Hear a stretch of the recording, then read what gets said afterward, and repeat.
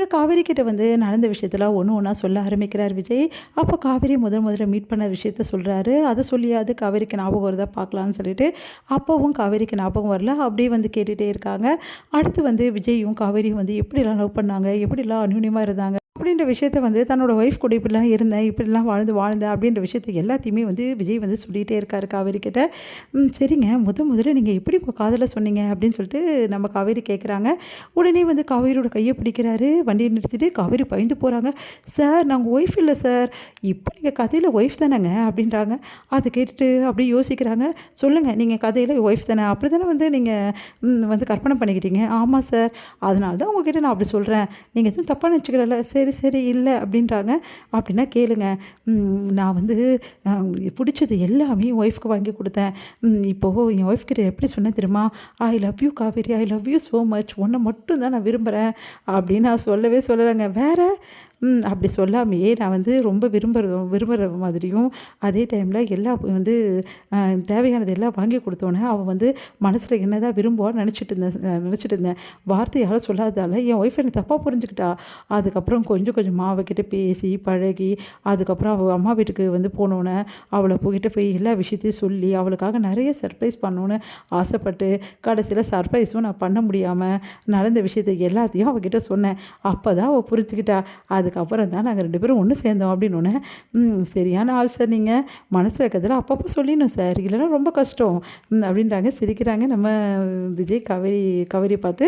அடுத்து வந்து காவேரி, சார் இந்த கதையெல்லாம் கேட்டால் ஏற்கனவே இந்த கதையெல்லாம் எனக்கு தெரிஞ்ச மாதிரியே இருக்குது, ஏன் சார் அப்படி இருக்குது அப்படின்னோடனே, உங்கள் வாழ்க்கையில் நடந்த விஷயங்கள் எல்லாமே எனக்கு ஏற்கனவே தெரிஞ்ச மாதிரியும் நான் புதுசாக கேட்காத மாதிரியும் அப்படி தோணுது சார் அப்படின்னோடனே, அப்படி தோணுமே எப்படியாவது ஒரு விஷயமாவது ஞாபகம் வராதான்னு சொல்லிட்டு தானே இவ்வளோ தூரம் உனக்கு சொல்லிகிட்ருக்கேன் காவேரி.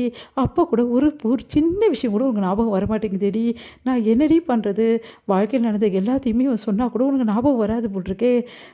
எப்போ உனக்கு ஞாபகம் வருமோன்னு காத்துட்ருக்கேன் காவேரி அப்படின்னு சொல்லிட்டு காவேரியை பார்த்துட்டே வராரு. என்ன சார், என்ன யோசிக்கிறீங்கன்னொன்னே, இந்த விஷயத்தில் தெரிஞ்சுக்கணும் மட்டும் ஒரு விஷயம் மட்டும் எனக்கு நல்லா புரியுது சார். என்ன விஷயம்? நீங்கள் ஒய்ஃபை அவ்வளோ நேசிக்கிறீங்க, அவங்கள அவ்வளோ லவ் பண்ணுறீங்க. ஆனால் இவ்வளோ லவ் பண்ணிட்டு ஏன் சார் பிரிஞ்சிருக்கணும்? நீங்களும் ஒய்ஃபை சேர்ந்து வாழலாம்ல.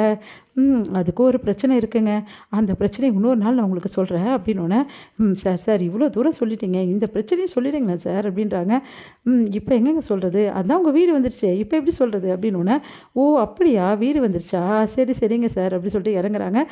உடனே வந்து சரி, நான் எதுக்கும் வந்து ஆன்ட்டியை பார்த்துட்டு போகிறேன் அப்படின்றாங்க. சரி ஓகே, வாங்க சார் உள்ளே வாங்க அப்படின்னோடனே, அம்மா விஜய் சார் வந்திருக்காரு அப்படின்னோடனே, வாங்க தம்பி அப்படி சொல்லிட்டு உடனே போகிறாங்க. சரிம்மா, நான் போய் ட்ரெஸ்லாம் பண்ணிட்டு வரேன், நீங்கள் பேசிட்டீங்க அப்படின்றாங்க.